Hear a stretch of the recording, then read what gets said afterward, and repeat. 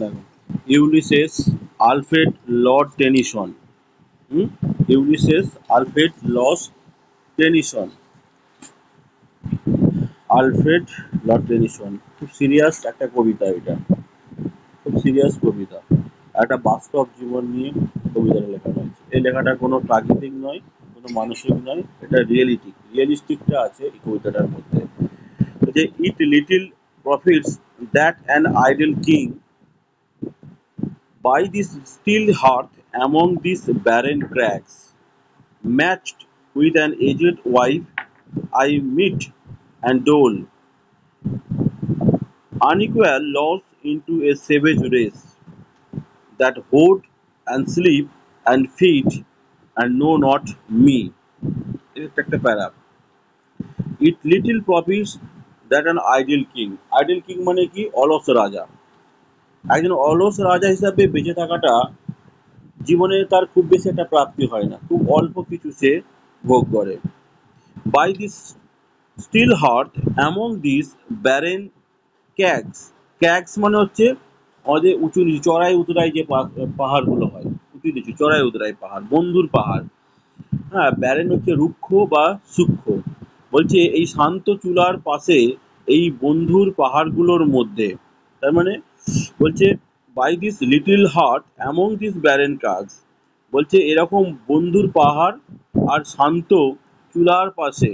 হ্যাঁ, শান্ত চূড়ার পাশে, শান্ত চূড়ার বলতে বলছে স্টিল হার্ট। হার্ট বলতে এখানে তোমার হচ্ছে চুলা বলতে কিরকম বলছে এখানে তোমার আমাদের এই যে যেখানে একটা প্রসেসিং ইউনিট এখানে বলছে, লাইফ স্ট্রাগল ইউনিট। হ্যাঁ, চুলা, যেমন চুলা মানে আমাদের রান্না বলি, রান্না করা বলা হয়, উনান বলা হয়। সেখানে যেমন তোমার বিভিন্ন খাবার দাবার সুস্বাদু খাবার তৈরি হয়, ঠিক আছে, তেমনি আমাদের জীবনটা যে তৈরি হয় সংগ্রামের মধ্যে দিয়ে, প্রচেষ্টার মাধ্যমে, বিভিন্নভাবে ঘাত প্রতিঘাতের মাধ্যমে। সেটাই বলছে সেই যে জীবনটা তৈরির সেই পদ্ধতি, তার জন্য যে স্ট্রাগল, আর তার চারপাশে কিন্তু আছে বন্ধুর মতো উঁচু নিচু পাহাড়, অর্থাৎ বাধা। যেমন বাংলায় আমরা নোঙর পড়েছিলাম নাইনে, হ্যাঁ, যে তার নোঙর পড়ে আছে, জীবনে চলার পথে একটা বাধার সৃষ্টি হয়েছিল, ঠিক এখানে সেরকমই একটা সেন্স, যে তার পাশে বন্ধুর মতো উঁচু নিচু পাহাড় আর এই শান্ত চূড়ার পাশে, হ্যাঁ, হচ্ছে এই বন্ধুর পাহাড়গুলোর মধ্যে যে অবস্থান, সেরকম ভাবে যদি আমি অলসভাবে বেঁচে থাকি, তাহলে আমার জীবনে খুব একটা বেশি প্রাপ্তি হবে না। Match with an aged wife I mete and dole, বলছে একজন বৃদ্ধা স্ত্রীর সাথে জীবন কাটিয়ে আমি মেপে মেপে বিধান ও বিচার করি। মানে match with an aged wife, aged wife একটা বৃদ্ধা স্ত্রী, মানে তার তার থেকে বয়স বেশি। হ্যাঁ, মানে যেখানে যেমন রীতি আছে বিয়ের, কারো বয়স অল্প হয়, কারো বেশি হয়, কারো সমবয়স হয়, এরকম যেমন এগুলো হয়, হুম, হয়, সেইগুলোর কি হচ্ছে না, অ্যাকচুয়াল বিদেশে কি হয় এরকম কোনো ব্যাপার নেই। তারা একে অপরের যখন তারা ডিসাইড করে নেয় তারা লিভ টুগেদারে করবে বা থাকবে তারা একসাথে, তখন তারা কিন্তু বিয়ে সেটা করে নেয় আইনতভাবে। এখানে সেরকমই বলছে match with an aged wife, একটা বৃদ্ধা স্ত্রীর সাথে জীবন কাটিয়েছে সে। আমি মেপে মেপে বিধান আর বিচার করি। মেপে মেপে বিধান করি মানে, মানে প্রত্যেকটা জিনিসকে সে মেপে, প্রত্যেকটা জিনিসকে সে মেপে ঝেপে চলে। তার মানেটা কি? তার কাছে দুরন্ত বাধাহীন জীবন নয়, তার জীবনটা দুরন্ত এবং বাধাহীন নয়। যদি তার সাথে তার কোনো বৃদ্ধাস্ত্রীর না যদি তার বিয়ে হতো, সে যদি একটা কোনো যুবতী মেয়েকে বিয়ে করতো, তার জীবনটা ছিল বাধাহীন এবং দুরন্ত। কিন্তু এখানে তাই বলছে সে মেপে মেপে এবং সে তার নিয়মটা মেনে চলে, আর হচ্ছে বিচারটা ঠিকঠাক করে করে, তার কন্ট্রোলার, নিয়ন্ত্রক হয়ে দাঁড়িয়েছে। আনইকুয়াল লস আনটু এ সেভেজ রেস, সেভেজ রেস মানে বর্বর জাতি, বর্বর জাতির জন্য অসম আইন প্রয়োগ করি।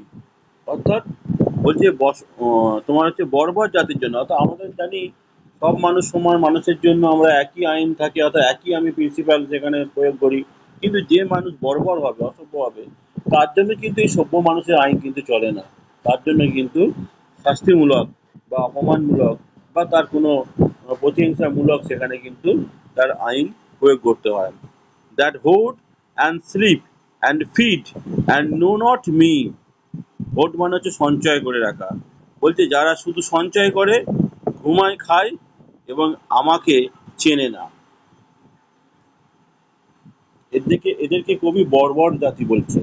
যারা শুধু খায় দায় ঘুমায় আর আমাকে চেনে না, আমাকে মিন্স কবিকে চেনে না, কবি এই লেখাটা পড়ে না, মানুষের বাস্তব জীবনটাকে উপলব্ধি করতে পারে না। কারণ সে যদি কবি এই ইউলিসেস কবিতাটা একবার পড়তো, তাহলে সে কিন্তু কবির রিয়েলিস্টিক মনোভাবটাকে বুঝতে পারতো।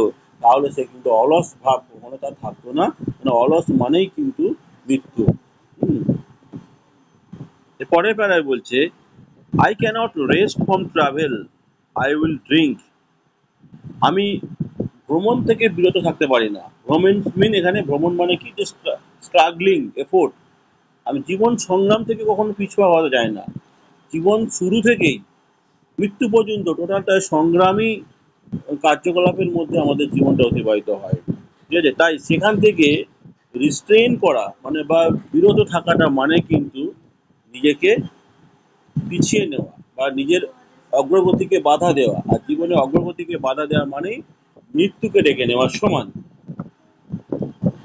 Life to the less all Times I have enjoyed. জীবনের শেষ বিন্দু পর্যন্ত উপভোগ করব এবং আমি সবসময় উপভোগ করেই চলেছি। According to Alfred Tennyson, he was very determined person and very adamant to struggle in his life to possess the happiness. কোনো সুখ স্বাচ্ছন্দ্যকে অধিকার করতে গেলে আমাকে কিন্তু প্রচণ্ড ভাবে সংগ্রাম করতে হবে। আর এই সংগ্রামী চেতনার মধ্য দিয়েই যখন আমি সাফল্যটা পাবো, সেটুকুই আমার হ্যাপিনেস থাকবে। এইভাবে একটু হ্যাপিনেস পাবো, আবার স্ট্রাগল করব, আবার হ্যাপিনেস পাবো। ঠিক আছে? এইভাবেই কিন্তু সবসময় আমি নিজের কর্মকে, নিজের জীবনকে, নিজের ধারণাগুলোকে আমি উপভোগ করে যাব। জীবনের শেষ মৃত্যু পর্যন্ত, জীবনের মৃত্যু দিন পর্যন্ত আমি করে যাব। That is the determined people. দৃঢ় প্রতিজ্ঞ মানুষ যারা হয়, তারা কখনো অলস হয় না। Greatly have suffered greatly both with those. অনেক আনন্দ, অনেক কষ্ট পেয়েছি তাদের সঙ্গে। অর্থাৎ দুঃখ কষ্ট মধ্যে দিয়ে কিন্তু দুঃখ ভার্সেস যখন তোমার সুখ, যখন স্ট্রাগল হয়, অর্থাৎ আমরা সবসময় কি অ্যাচিভ করার চেষ্টা করি, সুখটাকে অ্যাচিভ করার চেষ্টা করি। এবং আমাদের অপোনেন্ট হিসাবে হচ্ছে আমাদের সাফারিংসগুলো, কষ্ট বা দুঃখগুলো। এবং সেটাকে যখন আর আমরা হচ্ছে প্লেয়ার, স্ট্রাগলিং করছি, সেখানে কিন্তু আমরা অ্যাচিভ করব হ্যাপিনেস বা আমাদের অ্যাচিভমেন্ট থাকবে আমাদের যে হ্যাপিনেসটা, আর অপোনেন্টস হবে কিন্তু সাফারিংসগুলোকে। এই দুটোর মধ্যে লড়াইয়ে আমাকে কিন্তু সেই সুখটাই খুঁজে নিতে হবে। তাহলে আমি এই লড়াইটা করে যদি আমি সুখটা পাই, তাহলে সেই লড়াইটা কি কখনো দুঃখজনক হতে পারে? ইন্টারেস্টিং হতে পারে। ইটস এ গেম লাইক, একটা খেলার মতো। জীবন সংগ্রামটা একটা খেলা। সেখান থেকে আমাকে কিন্তু সুখটাকে খুঁজে বার করতে হবে। আর তার জন্য লড়াই।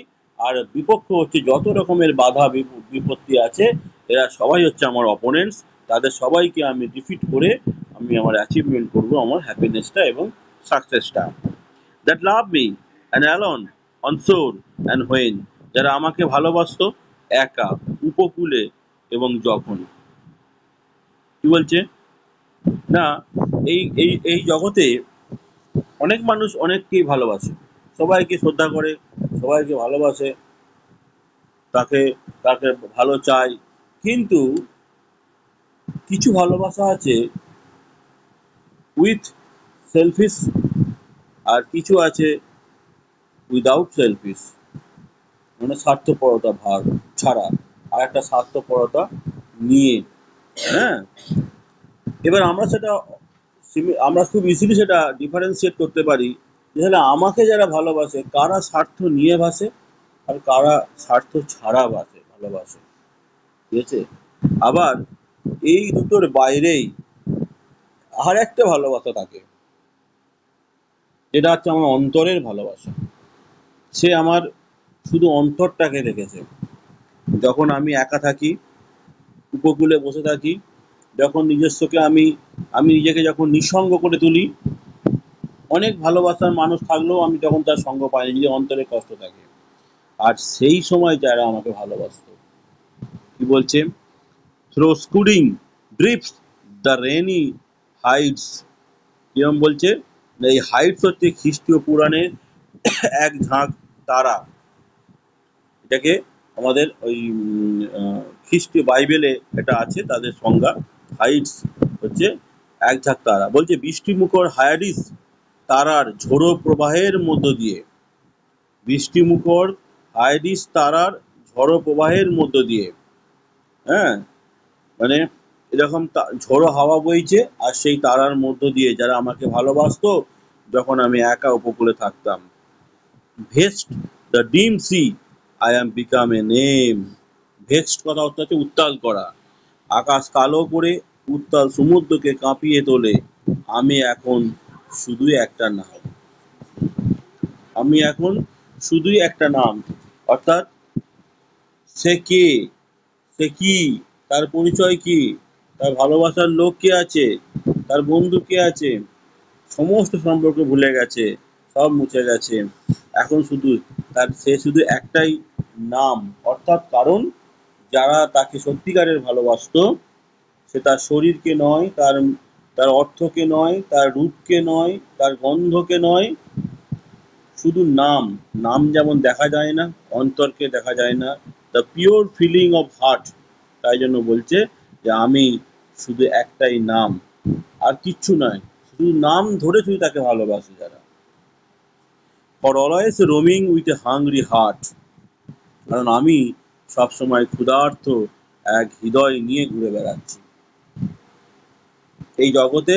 সত্যিকারের ভালোবাসার মানুষ খুঁজছি, যারা এমলেসলি আমাকে ভালোবাসবে, এদের নিজস্ব কোনো চাহিদা ছাড়া, এদের নিজস্ব কোনো স্বার্থ ছাড়া শুধু ভালোবাসবে, শুধু অন্তরকে ভালোবাসবে, আমার অন্তরকে ভালোবাসবে, আমার নামটাই যার জন্য যথেষ্ট, এইরকম ভালোবাসা চাইছে।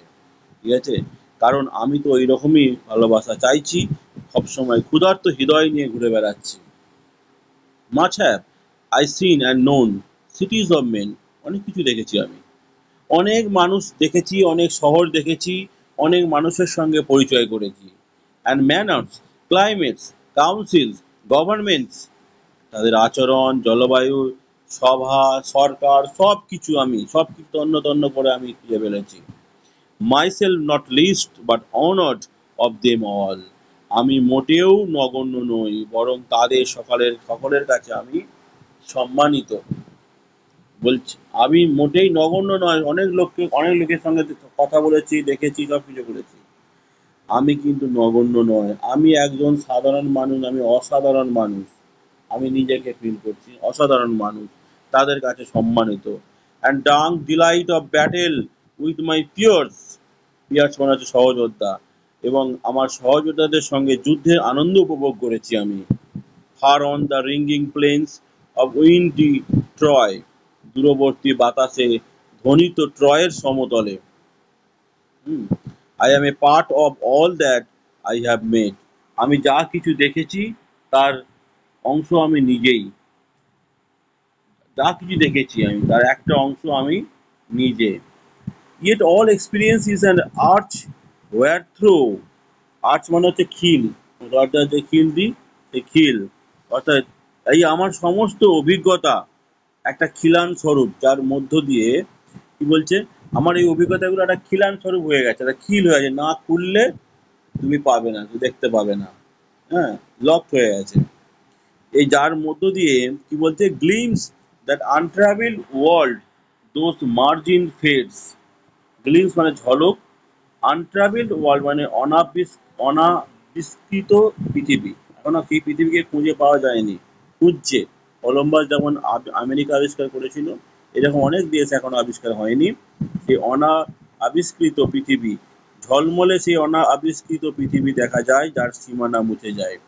হুম, কি বলছে, আমার অভিজ্ঞতাগুলো একটা খিলান, যার মধ্য দিয়ে সমস্ত অভিজ্ঞতা, হ্যাঁ, সমস্ত খিলান স্বরূপ, যার মধ্য দিয়ে কি বলছে, ঝলমলে সে অনাবিষ্কৃত পৃথিবীকে দেখা যাবে, যা সীমানা মুছে। তার মানে বলছে যে তুমি যদি তার মনের দরজা না খুলতে পারো, তুমি তাকে জীবনে চিনতে পারবে না।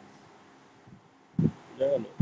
তার মনের দরজা তুমি যদি না খুলতে পারো, তার মনের কাছাকাছি যদি না আসতে পারো, তুমি তাকে জীবনে চিনতে পারবে না। হুম। সেই রকম আমি আমি নগণ্য নই, সকলের কাছে সম্মানিত হই। Forever and forever when I move, আমি যত এগিয়ে যাই আরো দূরে দূরে সরে যাই। How dull it is to pause to make an end, কতটা নিরানন্দকর থেমে যাওয়া, সবকিছু শেষ করা। যত এগিয়ে যাচ্ছি আমি আরো দূরে সরে চলে যাচ্ছি। এইভাবে যখন একটার সঙ্গে একটা শেষ করে চলে যাচ্ছি, সেইটা কতটা নিরানন্দকর। অর্থাৎ অর্থাৎ ওই যে বললো সে হাংরি, সে হচ্ছে সত্যিকারের হৃদয়ে ভালোবাসা নিয়ে মানুষ খুঁজছে, কারণ তার হৃদয় ভালোবাসার ক্ষুধার্ত হয়ে আছে। তাই প্রত্যেকটা মানুষের সঙ্গে যখন দেখেছে, বন্ধুত্ব করেছে, কিন্তু যখনই সে ব্যর্থ হচ্ছে, সে কিন্তু তার থেকে দূরে সরে যাচ্ছে। আর এই দূরে সরে যাওয়াটা কতটা ট্র্যাজিক, কতটা ব্যথিত, হ্যাঁ, কতটা নিরানন্দকর, সবকিছুকে শেষ করে দেওয়া। To rust unburnished, not to shine in use, অপলিশ করা মানে হচ্ছে হয়নি পালিশ হয়নি, জেনুইন আছে। সেই অবস্থায় যদি মরচে পড়ে যায় আর কাজে উজ্জ্বল না হওয়া। বলছে কি না, এখানে বলছে কবির মনটা পালিশ করা হয়নি, মরচে পড়ে গেছে। তাকে পালিশ করে চকচকে করে মানে কেউ বুঝতে চায়নি তাকে। তাকে বুঝা, তাকে অন্তরের কাছে যাওয়া, তাকে সত্যিকারের ভালোবাসার মানুষ তাকে প্রপোজ করবে, সে তাকে নিয়ে এক্সপ্লোর করবে, হ্যাঁ, সে তার প্রেমিকার কাছে নিজেকে বড় করে দাবি করবে, তার কাছে সে মাহাত্ম্য, বীরত্ব, হিরো যত কিছু তার কাছে হবে, তার গুণগান প্রচার করবে সে মনে মনে। এইভাবে সে পালিশ হবে আর উজ্জ্বল হয়ে থাকবে, তাই তো? কিন্তু তাকে আজ পর্যন্ত কেউ ওরকম সে পায়নি, কেউ বলেনি, তাই সে আনপালিশড হয়ে আছে। আর আস্তে আস্তে তার ওই এর ওপর মানে এই এত যে ভাবনা বা হৃদয়ের ওপর একটা মরিচার স্তর পড়ে গেছে। হুম। As though to breathe were life, life piled on life, যেন শুধুই শ্বাস নেওয়াই জীবন, একের পর এক জীবন। এটা কি জীবন যদি সত্যিকারের জীবনে ভালোবাসা না পাই? এটা কি জীবন? শুধু শ্বাস নেওয়াটাই কি জীবন? না। শুধু খাওয়াটাই কি জীবন? না। ঘুমানোটাও জীবন নয়। জীবনে যদি সত্যিকারের কোনো ভালোবাসার মানুষ থাকে, হ্যাঁ, আর কেউ যদি সত্যিকারের তাকে ভালোটা বাসে, সেটাই জীবনের সার্থকতা। সে ধনী হোক, সে গরিব হোক, সে ভিখারি হোক, সে যাই হোক না কেন, যে মানুষ জীবনে সত্যিকারের ভালোবাসা পেয়েছে, শুধু নামটাই তার কাছে যথেষ্ট, এরকম ভালোবাসা, সেই জীবনে কিন্তু সার্থক। We were all two little and of one to me, বলছে সবই তো খুব সামান্য, এবং আমার কাছে যা একটাই, সবই সামান্য, আমার কাছে একটাই। কথাটার মানে কি? বলছে আমার কাছে একটাই, আমি যে মুহূর্তে ওই সত্যিকারের ভালোবাসা পাবো,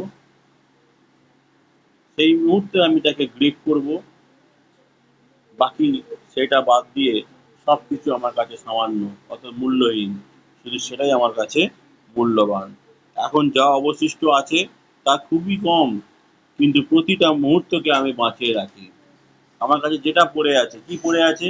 এই যে ডিপ্রেশন মাইন্ড, আস্তে আস্তে সে ডিপ্রেশন হয়ে যাচ্ছে, অবসাদগ্রস্ত হয়ে যাচ্ছে, তার জীবনে সঠিক ভালোবাসা আসেনি বলে। কিন্তু তবুও এখনো তার মনের যতটুকু এই সেই আশাটা বেঁচে আছে, যতটুকু বেঁচে আছে, সেই প্রত্যেকটা মুহূর্তকে সে কিন্তু ধরে রেখেছে এখনো। আজীবন পর্যন্ত কিন্তু সে এইভাবেই কিন্তু উপভোগ করে যাবে, আর সত্যিকারের ভালোবাসাই খুঁজবে। From that eternal science something more, হ্যাঁ, সেই চিরন্তন নীরবতা থেকে আরো কিছু নিয়ে আসা, সেই চিরন্তন নীরবতা থেকে আরো কিছু নিয়ে আসবো।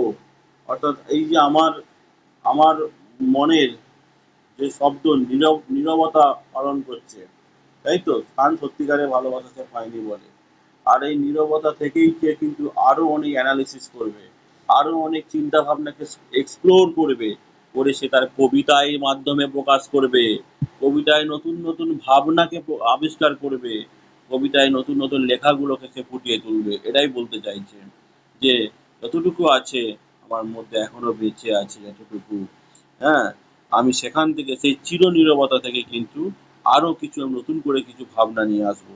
A bringer of new things and vile it were, নতুন কিছু আনার সুযোগ হবে আমার কাছে। আর এটা হবে নিকৃষ্ট। কেন?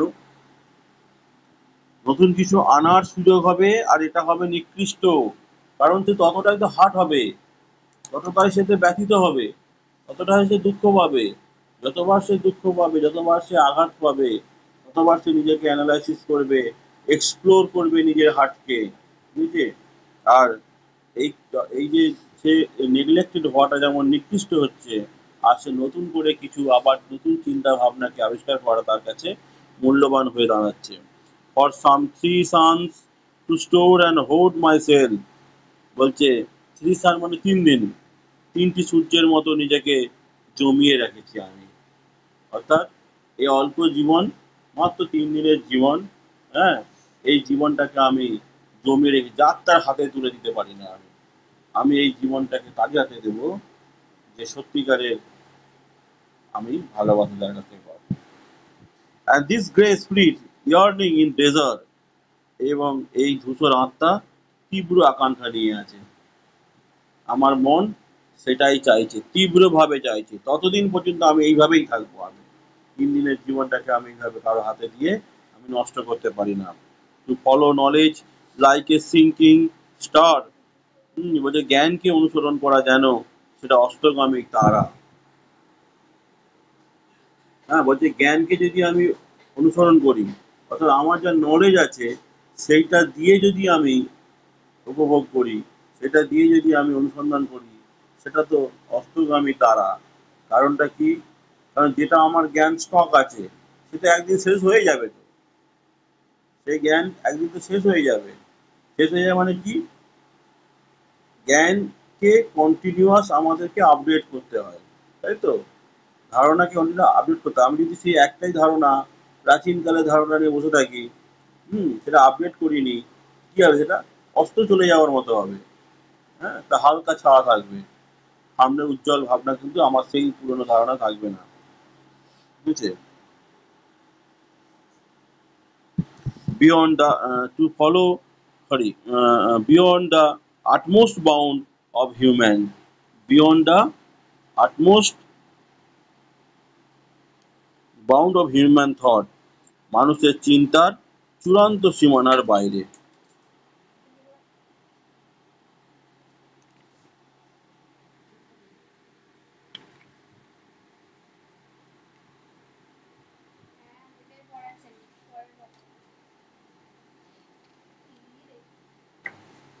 হুম, ঠিক আছে। এরপরে একটা পার্ট আছে, এটা অ্যাড হয়েছে, দেখো। হ্যাঁ, এইটা থেকে একটা পার্ট, এটা একটা পার্ট। হুম, কি বলছে? এই পার্টটা থাকবে? আচ্ছা, থাক তাই।